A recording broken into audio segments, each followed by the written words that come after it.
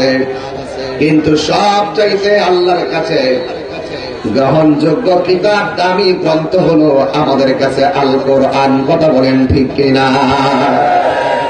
এই জন্য কোরআন পায়া কি খুশি না বেজার? আরো জোরে বলো, খুশি না বেজার? এই কোরআনে কোনো সন্দেহ আছে? যালিকাল কিতাবু লা রাইবা ফীহি হুদাল লিল মুত্তাকিন। এই কোরআন হলো এমন একটা কোরআন যে কোরআনের মধ্যে যারা পরিমাণ কোনো সন্দেহ। এই জন্য কোরআন পাইছে আমরা গর্ব করে বলতে পারি, এই পৃথিবীর মধ্যে যত নবী রাসূলদের উপর আসমানী কিতাব নাযিল হয়েছে, সব চাইতে দামি এবং সর্বশ্রেষ্ঠ গ্রন্থের নাম হলো আল কোরআন। যেই কোরআনটা আমাদের ধর্মগ্রন্থ। কথাটা ঠিক না? এই কোরআনটা আমার নবীর উপর নাযিল করেছেন। আজকে টক শোতে বসে বসে অনেকে কোরআনের বিরুদ্ধে কথা বলে, আছে না নাই? আরো জোরে বলো, আছে না নাই? এই মুরাদনগরে যত কোরআন শরীফ আছে সবগুলোর গাঠুরি বাইদা তিতাস নদীর মধ্যে, গুমতি নদীর মধ্যে, কোম্পানিগঞ্জের ব্রিজ থেকে যদি ফেলে দেন, কোরআনের একটা জের জবরের ক্ষতি হবে না। আপনি যদি বাংলাদেশ থেকে সব কোরআন ছাপা বন্ধ করে দেন, কোরআন শরীফের কোনো অসুবিধা হবে না। জবানটা খুলে বলেন, কোরআন হেফাজতের দায়িত্ব কার? এই আওয়াজে মানি না, জোরে বলো কার?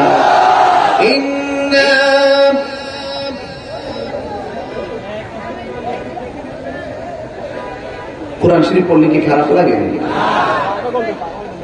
আমি একদম টু দা পয়েন্টে দলিল ভিত্তিক কথা বলছি। এরপর আমি যে দিকে যাবো না।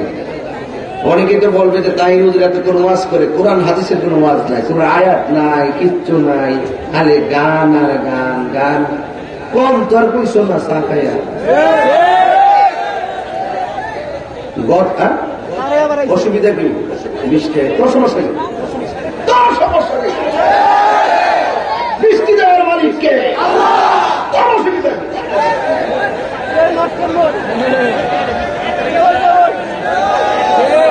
বৃষ্টি আসলে কি ওয়াজ বন্ধ হয়ে যাবে? মালা তুই রে তুই, আওয়ালে আখের মাওলা তুই রে তুই।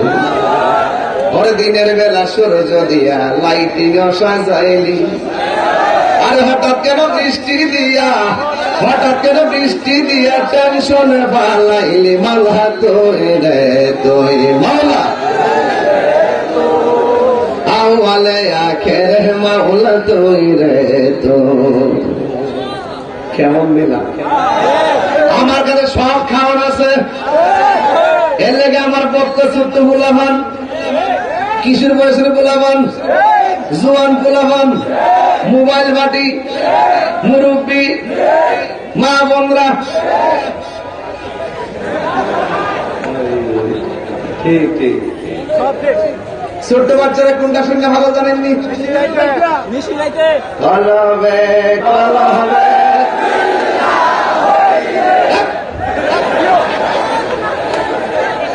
ওয়াজটা টান দিকে টেনে আজকে ওই বলি ইনশাল্লাহ, যা তাহে কপালে, কত সকালে। দাদা অসুবিধা নাই, মার হাওয়া কর। তবে একটু দলিল দিয়ে কথা কইলে আগে বুঝাইলে আমার আসল জিনিসটা। মিলাদুন নবী চলবে, মিলাদুন নবী 10টা জুলুস, কোন ফতোয়ায় কাজ হবে? আরো যেন ভাবে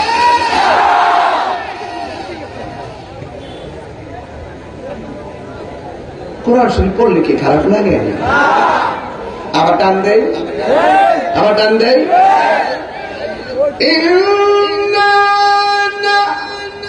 نزلنا الذكر وإنا له لحافظون.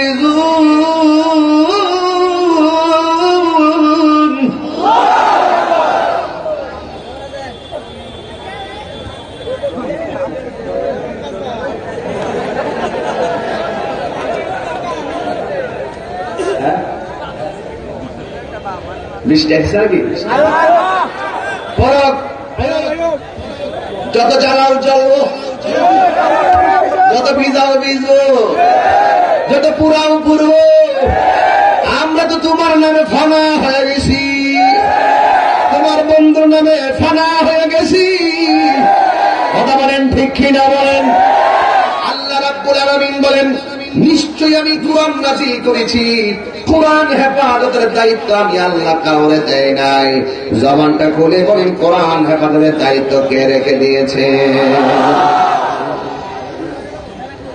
আল্লাহ বলেন, ফজল পাইলে আনন্দ করো। এখন কোরআন পাইয়া কি খুশি না বেজার? টকশুর মধ্যে বৈশা কোরআনের বিরুদ্ধে কথা বলো, একবার সাইজকে বলো, ঠিক কিনা বলেন? আমরা ধরো একটা ফাঁসটা দিব, আমরা তো মারামারি করি না, মারামারির মধ্যে আমরা নাই, কিন্তু আইন দিয়ে আসি। কতক্ষণ ঠিক কিনা? লড়াই হবে, বাধা হবে, যেখানে লড়াই হবে সেখানে কতক্ষণ ঠিক কিনা? একটা কোরআনের পরিবর্তন করার ক্ষমতা এই বাংলার জমিনের কি দেখানো হবে?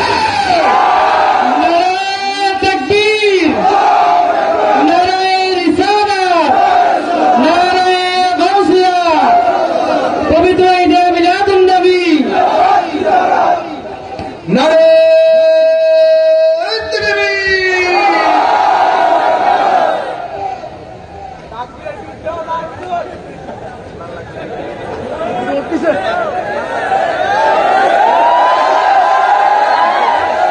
কেমন দিলাম? আল্লাহ আকবার ধ্বনি নিয়ে কোনো রাজনীতি চলবে না। আল্লাহ আকবার ধ্বনি ছিল ওয়াহাদানিয়াতের ধ্বনি। আল্লাহ আকবার ধ্বনি আমাদের একত্রবাদের ধ্বনি। এই ধ্বনিতে যদি কারো এলার্জি হয়, বুঝতে হবে তার ইমানে গন্ডগোল আছে। ইয়া রাসূলুল্লাহ ধ্বনি আমাদের ইসারাতের ধ্বনি। ইয়া রাসূলুল্লাহ ধ্বনি আমাদের মহব্বতের ধ্বনি। ইয়া রাসূলুল্লাহ ধ্বনি আমাদের ইমানের ধ্বনি। এই ধ্বনিতে যদি কারো এলার্জি হয়, বুঝতে হবে তার ইমানের মধ্যে গন্ডগোল আছে।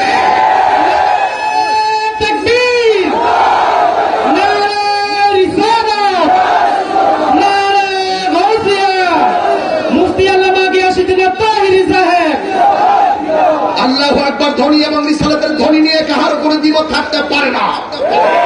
এই সমস্ত ধ্বনি নিয়ে কেউ রাজনীতি খেলা খেলবেন না।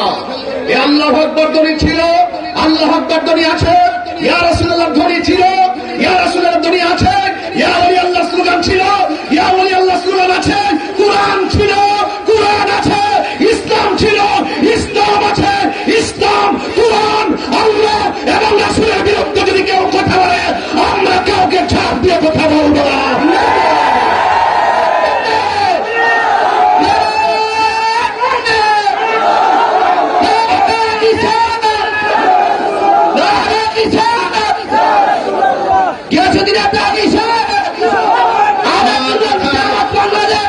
আমার কথায় কেউ রাজনীতি দ্বন্দ্ব খুঁজবেন না। আমরা মনে করি অতীতে যারা ইসলামের বিরোধিতা করেছিল তারা চলে গেছে, কিন্তু ইসলাম ঠিকই রয়ে গেছে। অতীতে যারা কোরআনের বিরুদ্ধে কথা বলেছিল তারা চলে গেছে, কোরআন ঠিকই রয়ে গেছে। এই জন্য তাকবীর ছিল, তাকবীর আছে, তাকবীর থাকবে। এটা নিয়ে কেউ খোলা পানিতে মাছ ধরার চেষ্টা করবেন না। কথা বলেন ঠিক কিনা বলেন? আমরা মনে করি এই পৃথিবীর সব আমাদের কাছে তুচ্ছ, বাস্তবার মহব্বত হল আমাদের কাছে সবার শ্রেষ্ঠ। আমার মা, আমার বাবা, আমার ভাই, আমার বোন, আমার বন্ধু, আমার সম্পদ, আমার পদবী, আমার পজিশন, আমার সেলিব্রেট, আমার অবস্থান আমার কাছে তুচ্ছ। এর মধ্যবাসী শরীরে কি রক্ত আছে? শরীরে কি রক্ত আছে? ইমানি তাগত কি আছে? নবীর জন্য কি সব ছেড়ে দিতে পারবে? আমরা প্রয়োজনে সব ছেড়ে দেব, কিন্তু বাস্তবকে থাকতে পারবো না।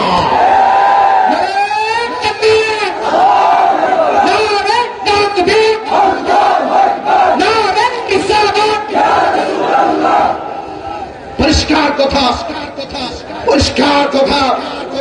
কোরআনের পক্ষে আছেন, কোরআনের পক্ষে থাকবেন।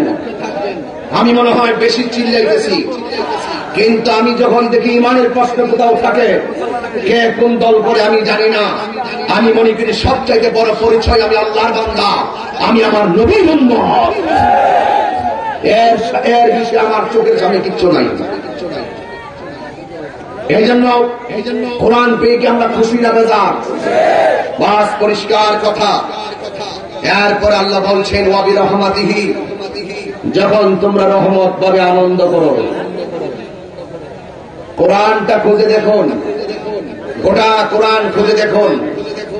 আমার আল্লাহ আদম শফিউল্লাহ থেকে ঈসা রুহুল্লাহ পর্যন্ত কোন নবীকে সকল জাহানের জন্য রহমত বলে নাই, শুধুমাত্র আমার নবীকে গোটা জাহানের জন্য রহমত বলেছেন। আল্লাহ বলছেন আলহামদুলিল্লাহ রাব্বিল আলামিন, আমি সকল প্রশংসা আল্লাহর, যিনি সকল জাহানের রব। আর নবীর ক্ষেত্রে বলছেন ওয়ামা আরসালনাকা ইল্লা রাহমাতাল লিল আলামিন। আল্লাহ যতটুকু রব, আমার নবী ততটুকু রহমত। রহমত পেলে আনন্দ করো। আপনারা বলুন সিদ্ধান্ত কার? তাহলে আমরা নবীকে পেয়েছি, আমরা কি আনন্দ করতে পারি না? গভীর মনোযোগ। মা মেনা বলেন আদম শফিউল্লাহ থেকে অসংখ্য নবীগণ আমার কাছে রাতের বেলা আমার ঘরের মধ্যে এসে বসে, আমেনা ও আমেনা, তুমি রাহমাতুল লিল আলামিনের মা হতে চলেছ। এই মুহূর্তে যদি রায়তলা কোন গ্রামের মহিলা তার ছেলের দরকার হয়, প্রেগন্যান্সির নিউজ পাওয়ার পর, কনসেপ্ট হওয়ার পরে 3 মাস পরে ডাক্তারের কাছে যায়, ডাক্তার যদি পরীক্ষা করে বলে তোমার ছেলে হবে, তার মনটা কি ভালো না খারাপ?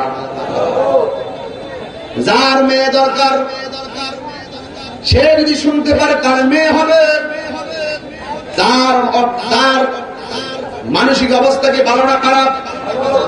আর যেই মহিলাটা শুনতেছে এমন একজন পয়গম্বর তার মাঝে রয়েছে যাকে আমার আল্লাহ হাবিবুল্লাহ বলেছে। আল্লাহু আকবার। যুবক, আমার বক্তব্য থেকে কেউ রাজনীতি বন্ধ করবেন না, খুব পরিষ্কার কথা বলছি আমি। কয়েকদিন আগে ফলোয়ার চলে গেছে, আইডির ফলোয়ার। কয়েকদিন আগে আইডির ফলোয়ার চলে গেছে, যার 70,000 35,000 নাই। হঠাৎ করে দেখে 15,000 আছে, বাকিগুলো শেষ। 20,000 আছে, 50,000 শেষ। যেমন আমারটাও ছিল 26,000 ফলোয়ার আইডিতে। হঠাৎ করে দেখে আমার ফলোয়ার হল 9,000। একজন আমার কয় হুজুর আমার তো আইডির ফলোয়ার না, আপনাদের কি খবর? আমি বলি আমি তো এগুলো কম বুঝি। এরপর দেখলাম যে আইডির ফলোয়ার আমার ফিরে আসছে। ফেসবুকের মধ্যে লেখালেখি, ফেসবুক কর্তৃপক্ষ করলো কি, আমরা ফলোয়ার গেছে গা, ফলোয়ার গেল কই, ফলোয়ার নাই, পাগলের মতো হয়ে গেছে। আমি পরিষ্কার ভাষায় আপনাকে বলতে চাই, আজকে ফলোয়ারটা কোথায় গেল? ফেসবুক কর্তৃপক্ষকে আপনি দোষারোপ করছেন। ফেসবুকের লাইক এবং ফলোয়ারের দায়িত্ব হলো কর্তৃপক্ষ ফেসবুকের, কিন্তু মনে রাখবেন আপনার জীবন ঘড়িটা চলার দায়িত্ব হলো আমার আল্লাহর হাতে। আজকে ফেসবুকের ফলোয়ার চলে যাওয়ার কারণে আপনি যে হতাশা হয়েছেন, অথচ আপনার জীবন থেকে মূল্যবান সময়গুলো চিরদিনের জন্য চলে যাচ্ছে, তার জন্য তো আফসোস করতে শোনা যায় না। আমরা কোথায় মতে দিয়েছি? দুনিয়ার প্রতি এত আসক্ত হয়ে গেছি। ক্ষমতা, ফুলের সৌরভ, মানুষের গৌরব চিরদিন থাকে না, ঠিক কিনা বলেন? এই জন্য মানুষ নরম হও, যতটুকু পারো মনিবকে রাজি খুশি করতে কথা বলো। আর 10-15 মিনিট সময় দিব, বেশি বিড়ম্বনা করবো না।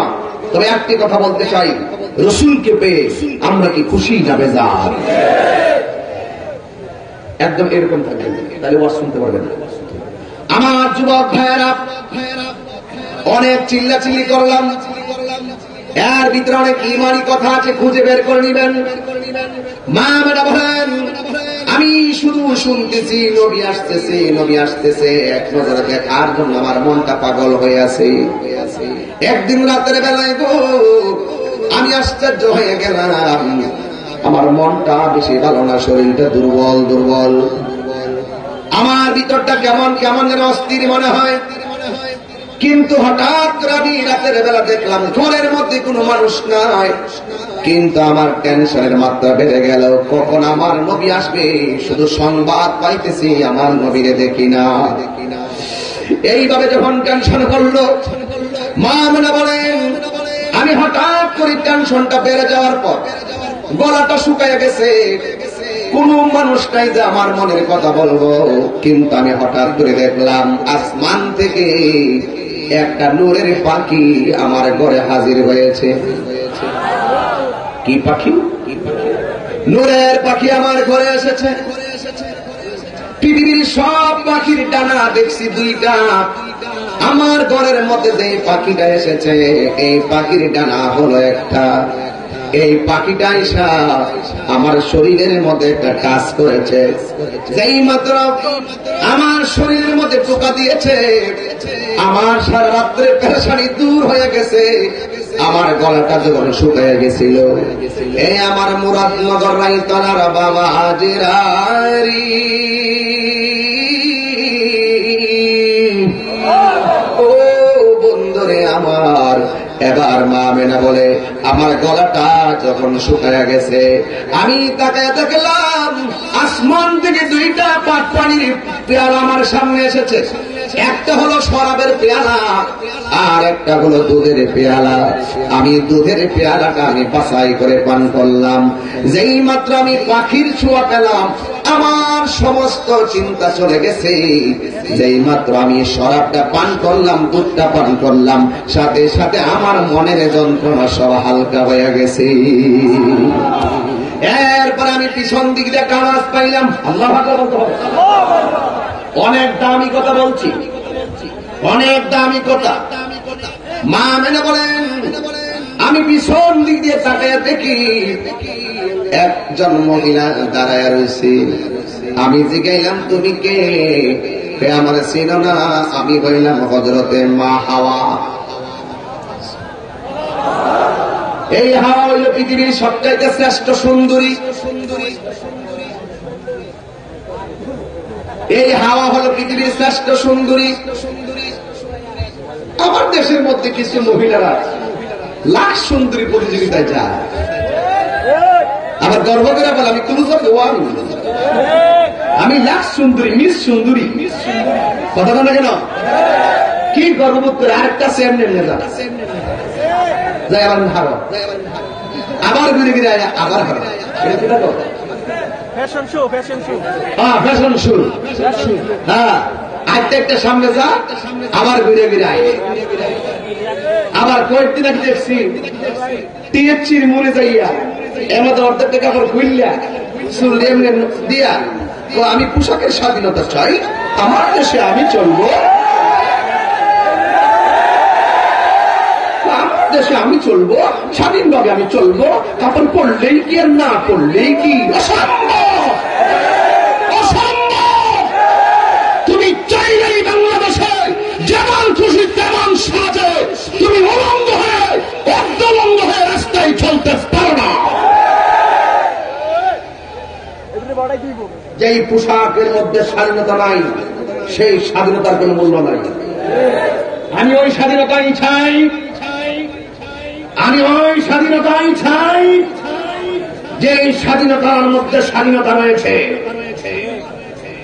আমি আপনাকে বলতে চাই, হয়তো আপনার মেয়ে আছে, ছেলেও আছে, আপনার পরিবার আছে, আপনার সামাজিক ব্যবস্থা আছে, আপনার সামাজিক মূল্যবোধ আছে।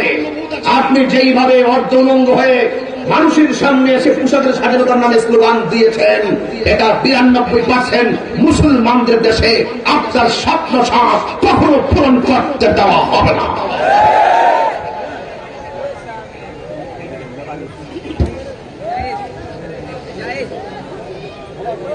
আপনারা কি বলেন? আপনার কাছে কি ভালো লাগে এগুলা? মাননীয় প্রধানমন্ত্রীকে ধন্যবাদ। আপনি একটি আইন পাশ করেছেন, কোন ছেলে যদি মেয়েকে ডিস্টার্ব করে ছেলের 6 মাসের জেল হবে। হ্যাঁ, অবশ্যই ওই লুচ্চাদের জেল হওয়া দরকার। যে লুচ্চারা স্কুল ছুটি যাওয়ার পরে মোটর সাইকেল বাইক নিয়ে চুল কাটিং করে চুলের মধ্যে ইরিগেটেড ড্রেন বানাইয়া লাল চুল করে রাস্তায় দাঁড়িয়ে যারা অন্যের মেয়েকে ডিস্টার্ব করে, ওই লুচ্চাদের শাস্তি হওয়ার দরকার।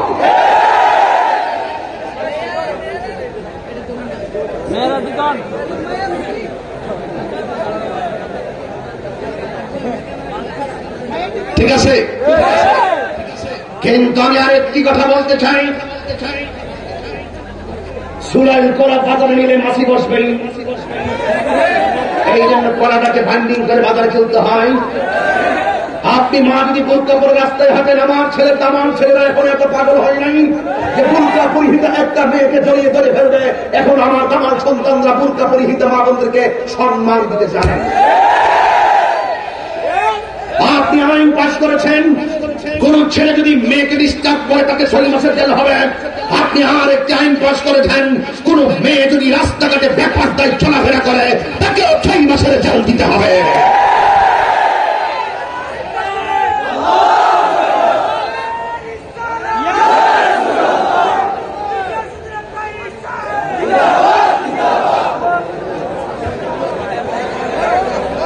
আপনারা কি আমার কথায় বেজার? আমার কথা কি ঠিক আছে? আমার রাসূল এসেছেন অন্যায়কে দাফন করে দেওয়ার জন্য, আমার রাসূল এসেছেন অসত্যকে দাফন করে দেওয়ার জন্য, আমার রাসূল এসেছেন সত্যকে প্রতিষ্ঠা করার জন্য, হককে প্রতিষ্ঠা করার জন্য। এই জন্য আমরা সকলেই মিলেমিশে আমি আপনি আমরাই বাংলাদেশ। আজকে আমাদের ওয়াজ বন্ধ করে দেওয়ার জন্য ষড়যন্ত্র হয়। প্রশাসনকে বলবো আমাদেরকে কথা বলার সুযোগ করে দেন, এতে আপনাদের উপকার হবে, রাষ্ট্রের উপকার হবে, দেশের উপকার হবে, দেশের মূল্যবোধ জাগ্রত হবে। আমরা কখনো উস্কানি দেই না, আমরা শান্তির লক্ষ্যেই কথা বলি। মুরব্বী বাবারা কি রাগ করতেছে আমার সাথে? আমার নবীর আগমন আমরা কি খুশি না বেজার? আরো জোরে বলো খুশি না বেজার? কারা কারা খুশি হাত তুলে দেখা।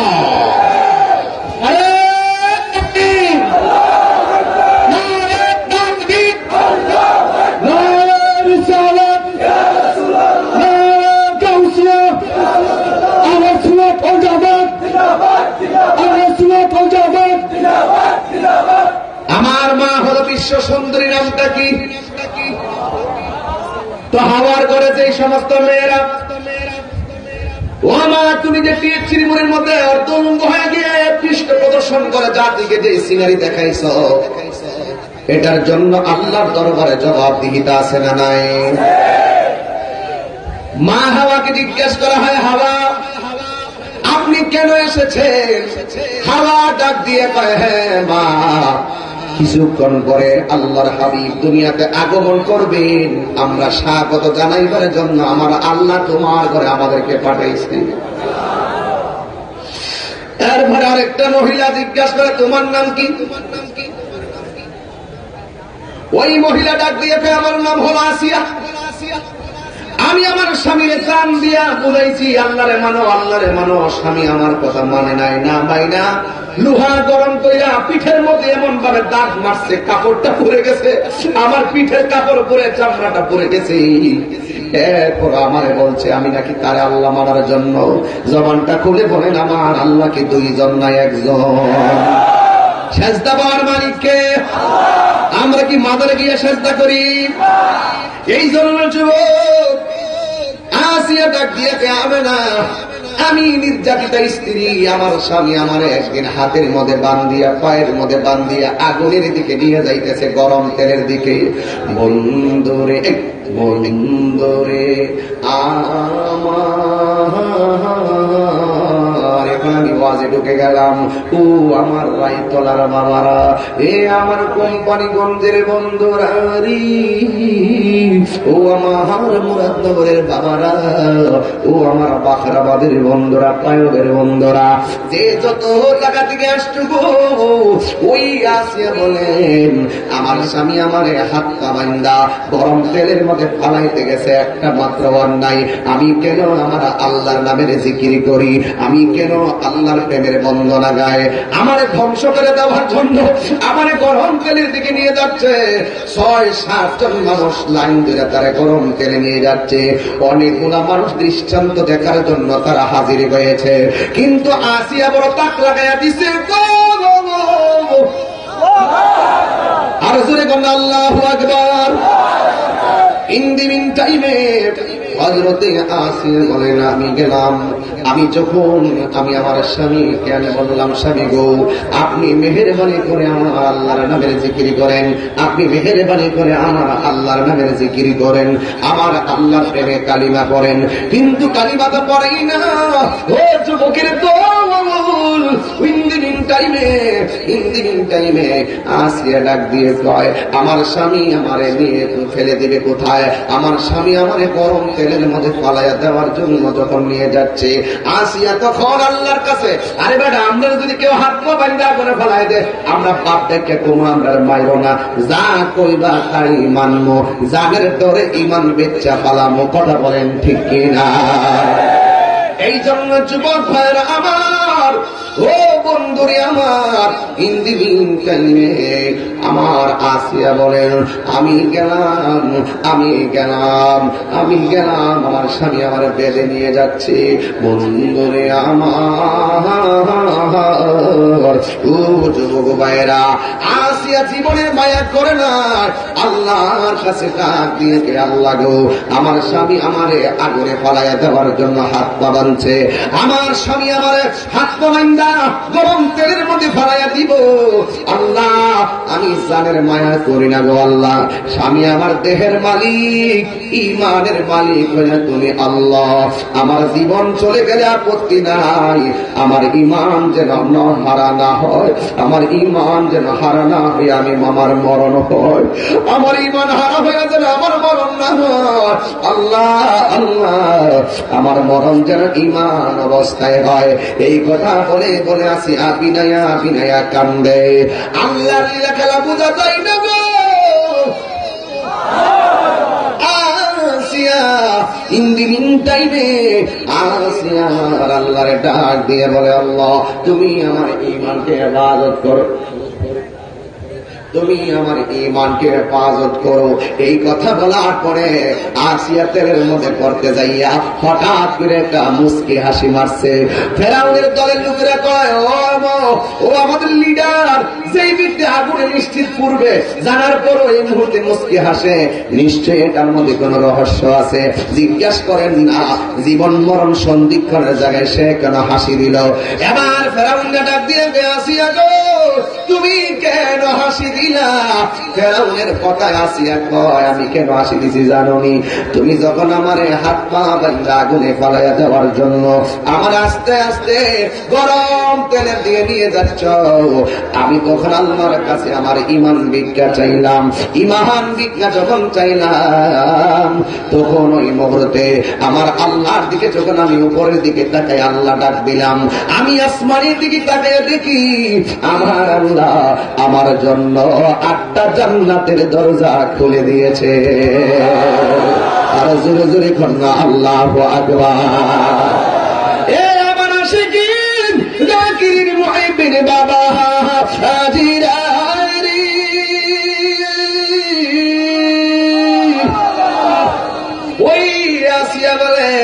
আমি কেন মুস্কি হাসি দিছি জানি?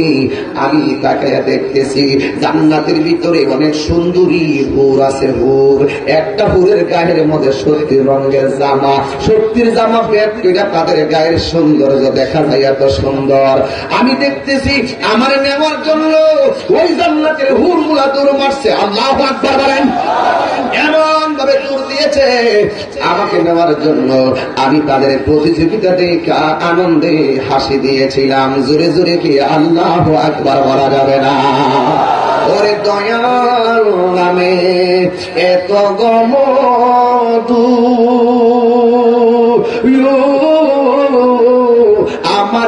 কয়রাছে জাদু সুবহানাল্লাহ বুঝেন না আমার দয়াল নামে এত জাদু আমরার কয়রাছে জাদু দেখা দিয়া কুলে নিয়া দেখা দিয়া কুলে নিয়া নিবাও মনের বেদনা আমার মন হইয়াছে দেওয়ানা আমার দয়াল নামে এত মধু দয়াল নামে এতই মধু খাইলে মধু আমার মন ইয়াসের দেওয়ানা আমার মন তোমারে পাইবার আসি ঘুরতেছি পাগলের বেশে গো আইরে তোমারে পাইবার আসি ঘুরতেছি পাগলের বেশে গো দেশ বিদেশে ঘুরি আমি দেশ বিদেশে ঘুরি আমি হইয়া তোমার দেওয়ানা আমার মন ইয়াসের দেওয়ানা বলেন বলে না মুর্শিদ নামে এত মধু দয়াল নামে খাইলে মধু ফুরায় না আমার মন ইয়াসের দেওয়ানা আমার মন ইয়াসের দেওয়ানা জোরে কি সুবহানাল্লাহ বলা যাবে না এই আসিয়া ডাক দিয়া আমি না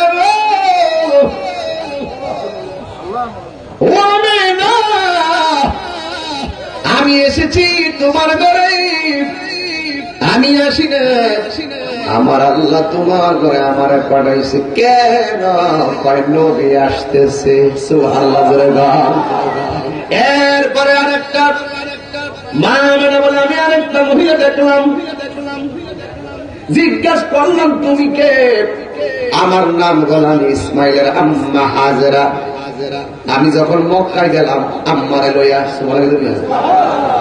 এই বেটা টেহার মালিক হইলে নিয়ত করে না মা বাপরে লইয়া মদিনায় যাবেন জান্নাতের চাবি আমার মা গো জান্নাতের চাবি আমার মা মা যার বেঁচে নাই তার মতো দুঃখী নাই মা যার বেঁচে নাই তার মতো দুঃখী নাই খালা ফুফু মায়ের মতো না মা গো জান্নাতের চাবি আমার মা মা মা গো জান্নাতের চাবি আমার মা জোরে কি সুবহানাল্লাহ বলা যাবে না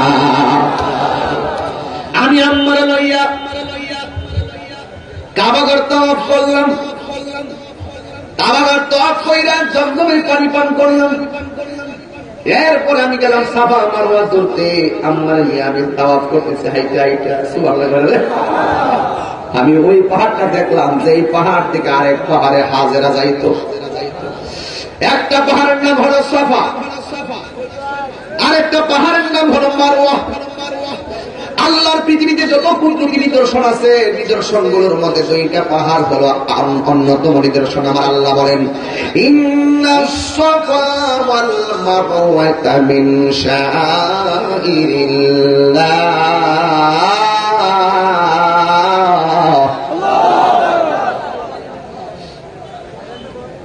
আর 5 মিনিট ধৈর্য ধরুন এই গরমে আপনাদের কষ্ট দিব আমি নিজে চিল্লাই গেছি বেশি আরে আমার যুবক ভাইয়েরা দেখেন আমি সাফা মারওয়া গেলাম যেই মহিলাটা দৌড়ছে মহিলার নাম হাজেরা 7টা দৌড় দিছে আল্লাহ ভাই দৌড়টা বড় আমার কাছে ভালো লাগছে। এই জন্য কিয়ামত পর্যন্ত হাজিরা যাইয়া খেলে দৌড় দেওয়া লাগবে না, হজ আদায় হবে না। এই হাজিরা একটা পাহাড় থেকে আরেকটা পরে দৌড়ে পানির জন্য শেষ পর্যন্ত যে সন্তানের জন্য পানি তালাশ করছে, হাজরা আয়েশা দেখে ওই সন্তানের পায়ের গোড়ার মধ্যে আমার আল্লাহ একটা কূপ বানায় দিয়েছে। ওই কূপের পানির নাম হলো জমজমের পানি। পৃথিবীর মধ্যে ডাবের পানি, পুকুরের পানি, কূপের পানি, সব পানি তারাইয়া পান করা হারাম। একটা মাত্র পানি তারাইয়া পান করা আরাম এবং সুন্নাত। ওই পানির নাম হলো জমজমের পানি। বিজ্ঞান পরীক্ষা করে দেখেছে এই পৃথিবীর মধ্যে সবচাইতে উপকারী, সবচাইতে সুস্বাদু পানির নাম হলো জমজমের পানি। এই জন্য যুবক ওই পাহাড়গুলো আমি দেখে এসেছি। মা মেনা বলে, তুমি কে? আমার সিনেন না গো, আমার নাম হলো হযরতে হাজেরা। কই কেন এসেছেন? কই আল্লাহর হাবিবকে স্বাগত জানাইবার জন্য আমরা এসেছি। মা মেনা বলে, আমি আর একটা মহিলা দেখলাম, নাম কি? আমার নাম হলো মরিয়াম। যে মরিয়াম স্বামী গ্রহণ করে নাই, স্বামী ছাড়াই যার করে আমার আল্লাহ একটা সন্তান দিছে, যে সন্তানটার নাম হলো ঈসা রুহুল্লাহ। তিনি দুনিয়া থেকে আসমানে আছেন, এখন ইন্তিকাল করেন নাই, চতুর্থ আকাশে আছে এখনো। কিয়ামতের আগে দুনিয়ার মধ্যে আসবে। যে তিনি দুনিয়াতে আসবে, নবী হয়ে আসবে না, আমার নবীর উম্মত হইয়া দুনিয়াতে আগমন করবে। আপনি কেন এসেছেন? আল্লাহ আমাকে পাঠাইছে রাহমাতুল লিল আলামিন দুনিয়ার মধ্যে আসবেন, রাহমাতুল লিল আলামিনকে স্বাগত জানাইবার জন্য আমার আল্লাহ রাব্বুল আলামিন আপনার ঘরে আমাদেরকে পাঠাইয়া দিয়েছে। এই হলো চারজন মহিলা আসলো। মা মেনা বলে, রাত্র গভীর হইতেছে, আবার সকালও বাকি আছে। রাত্র বলে, আল্লাহ তোমার বন্ধুরে আমাদের রাত্রে পাঠাও। দিন বলে, আল্লাহ তোমার বন্ধুরে আমাদের দিনে পাঠাও। আমার আল্লাহ এমন একটা সবাই আমার নবীর দুনিয়ার হতে পাঠিয়েছে, না রাত না দিন, রাতেরও খুশি রাখছে, দিনেরও খুশি রাখছে।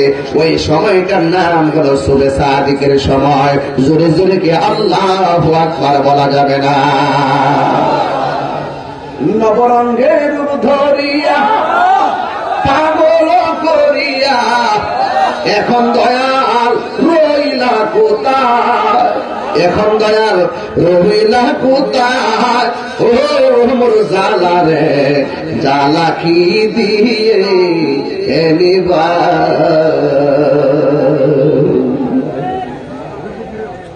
খারাপ লাগে না? সারা রাত দেখতে হবে।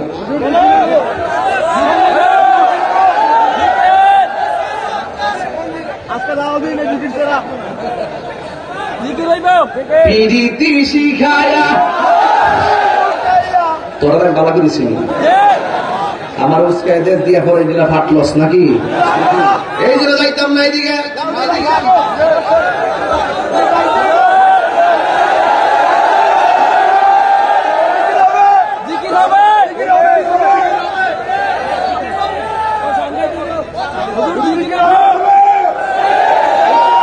শুনেন শুনেন শুনেন,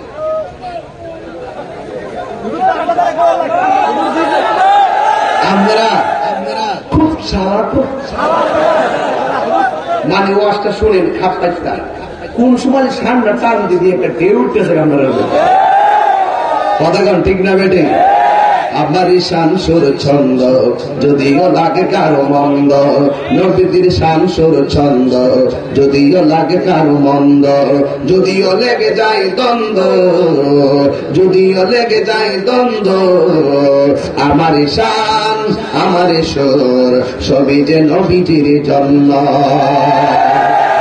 নূর নবী মায়ার নবী, জিন্দা নবী, কামলিওয়ালা মায়ের নবী, সেই নূরেতে সারা জাহান।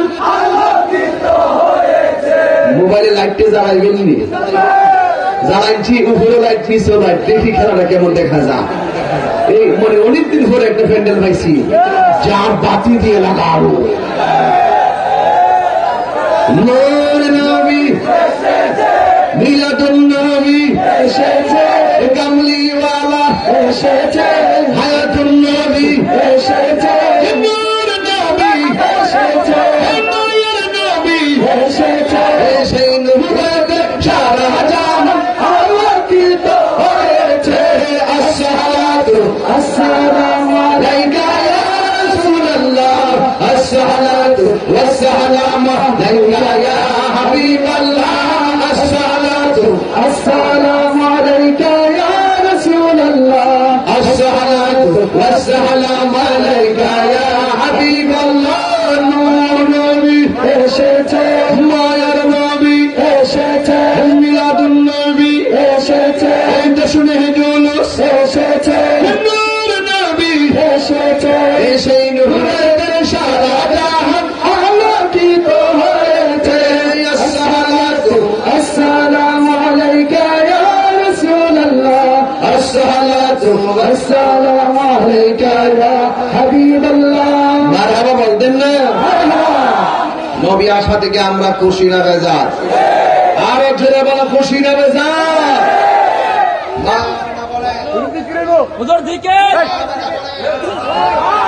আমি যখন এই চতুর্দিকে সংবাদ দেখতে পেলাম, আমি তাকিয়ে দেখলাম আমার নাবি মুনের বাম দিক দিয়া একটা নূরের জুতি বের হয়েছে।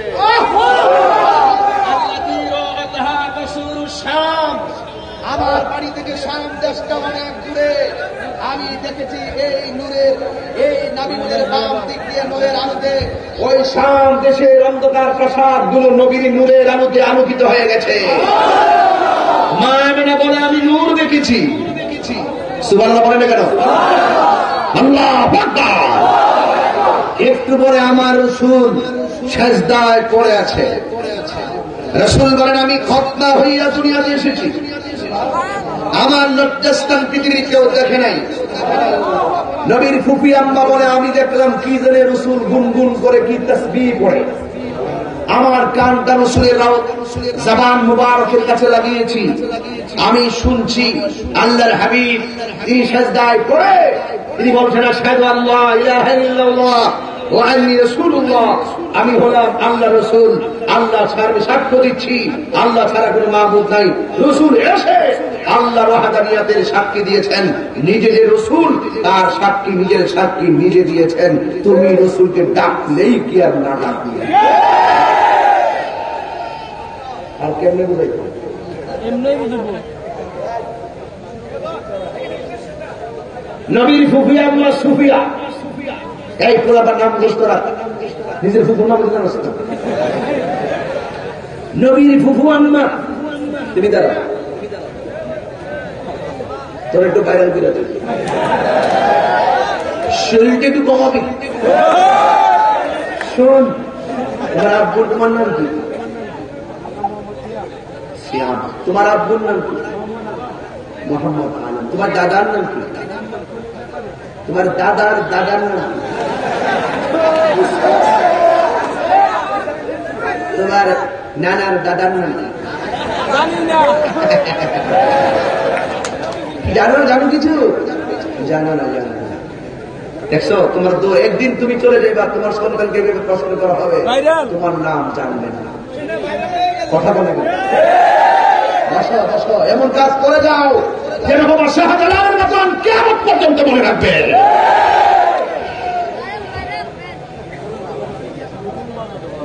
ঠিক কিনা বলেন? আমার রাসূল নবীর ফুফি আম্মা নাম কি? সুফিয়া বলেন আমি দেখছি রাসূল অনেকক্ষণ পর্যন্ত কি জানে গান গায়, আমার কান রাসূলের জবান মুবারকের কাছে লাগিয়েছি, আমি দেখি আমার রাসূল বলতেছেন রব্বি আবলি ইয়া উম্মতি ইয়া উম্মতি। সুবহানাল্লাহ।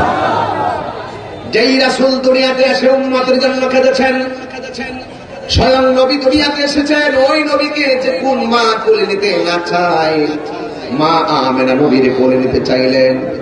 জান্নাতের 4টা মহিলা কিয়ামে না এই মুহূর্তে দুনিয়ার হাতে নবীকে ধরা যাবে না। এরপরে মা মেনে আমি তাকায় দেখলাম আল্লাহর হাবিবকে উপরের দিকে উড়াইয়া নিয়ে যাওয়া হচ্ছে। কিছুক্ষণ পরে রাসূল আমার ঘরে আসলেন, আমি দেখলাম নবীর চোখের মধ্যে সুরমা লাগানো। আমার চোখের মধ্যে সুরমা আছে না নাই? অনেকে আমি সুরমাতেই কিনলে গা, আর বেটা সুরমাতে বাবা নবীর সুন্নাত, এই জন্য আমি সবসময় সুন্নতটা আমল করি। রাস্তায় মরে গেলেও যেন একটা সুন্নত আমার চোখের মধ্যে থাকে।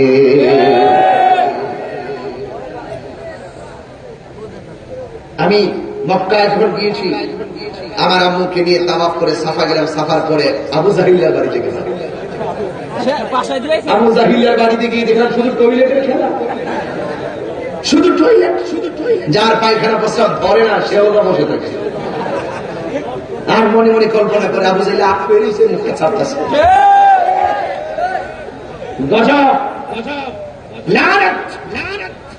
গজব গজব। এরপরে সামনে গিয়ে দেখলাম জাবাল আবু কুবাইস, যে পাহাড় রাসূল আকাশের চাঁদকে 2 খণ্ড করেছিলেন। এরপর হাতের বাম দিকে গিয়ে দেখলাম একটি ঘর, যে ঘরে লেখা আছে আল মাক্কাতুল মাক্কাতুল মুকাররমা, লেখা আছে এটা মক্কাতুল মুকাররমার লাইব্রেরি। আসলে লাইব্রেরি না, এটাই হলো আমার রাসূল দুনিয়াতে আসার শুভ আগমনের ঘর। আমি সেই ঘর থেকে এসেছি। কোন ঘরে আমার রাসূল এসেছেন সে ঘর আমি দেখে এসেছি। মারহাবা বলেন। শুধু হজ করতে গিয়ে ঘুরে ফিরেন না, আরামে খাওয়ানটা ঘুরতেন না। আমার হোটেলটা ভালোই চিনি, খাওয়ানটা ভালোই চিনি, কাছেনি, এটা তালাশ করেন না। মুসাফিরের মতো যাবেন, দরকার হয় রাস্তায় পরে থাকবেন। নবীর দেশ বরকতময় সেই রাষ্ট্র ঘুরে ঘুরে আপনি দেখবেন কোন জায়গায় রাসূলের কোন জায়গায় সেই নিয়ামতগুলো রয়েছে। কথা বলেন ঠিক কিনা? পরিষ্কার কথা আমি সব দেখেছি। মা মেরা বলেন আল্লাহর হাবিবকে একটু দুনিয়ার মধ্যে নামিয়ে দেওয়া হয়েছে। রাসূল পাকের চাচা আব্দুল্লাহ ইবনে আব্বাস রাদিয়াল্লাহু তাআলা বলেন, আমি রাতের বেলা গেলাম দেখার জন্য পরিষ্কার আকাশের জোনাকি। আমি দেখতেছি বিনা বাতাসে আমার নবীর দুলনাটা নড়তেছে। বাতাসটাই মানুষটাই দুলনা নড়ে, আশ্চর্য ব্যাপার। রাসূলকে একদিন জিজ্ঞেস করছিল, আপনার দুলনাটা বাতাসে কেন লড়ছিল? আরে বাতাস ছাড়া কিভাবে লড়ছিল? আমার নবী বলেন, চাচা আমার দুলনাটা বাতাসে লড়ে নাই, আমার দুলনাটা সেদিন দাঁড়িয়েছিল হযরত জিবরাইল। আমি দেখেছি আপনার দুলনা যদি উত্তরে যায় আকাশের চাঁদ উত্তরে যায়, আপনার দুলনা যদি দক্ষিণে যায় আকাশের চাঁদ দক্ষিণে যায়। কারণটা কি?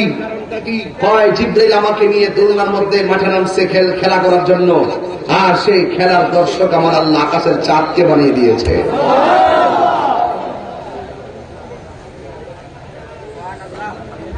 সেই নবী আসাতে সবাই খুশি, শুধু একজন বেজার, মিস্টার মালাউইন্না মানে শয়তান। আমরা কি আবু বকরের দলে নাকি শয়তানের দলে? আল্লাহ আপনাদের সকলকে কবুল করুন। রাসূল দুনিয়াতে এসেছেন, যা কিছু কল্যাণ করতে আমাদেরকে গ্রহণ করতে হবে, যার থেকে নিষেধ করেছেন তার থেকে আমাদেরকে দূরে থাকতে হবে। জবানটা খুলে বলুন, আমার রাসূল কি নামাজের পক্ষে না বিপক্ষে? আমার রাসূল কি রোজার পক্ষে না বিপক্ষে? আমার রাসূল কি মা বাবার খেদমতের পক্ষে না বিপক্ষে? এক যুবক ভাইয়ের আমার, রাসূল পাকের শুভ আগমনের মাসে একটি ওয়াদা করতে হবে। আজকে থেকে বলুন, নেশা কি চলবে না বন্ধ হবে? শুধু বন্ধ শব্দটা জোরে বলবেন। নেশা, ইয়াবা, ফেঞ্চি, গাঞ্জা, সুদ, ঘুষ, ডেন্ডি, আজকে থেকে আমরা হারাম খাবো। এবার বলবেন চলবে। নামাজ, রোজা, হজ, যাকাত, ইবাদত, মুহাব্বত, সোহবত, খেদমত, ভালো কথা, ন্যায্য কথা, মিলাদ, কিয়াম, দরুদ, সালাম, মাজার জিয়ারত, আল্লাহ কবুল করুক। আসেন দাঁড়িয়ে নবীর সালাম দেয়া নবী সালাম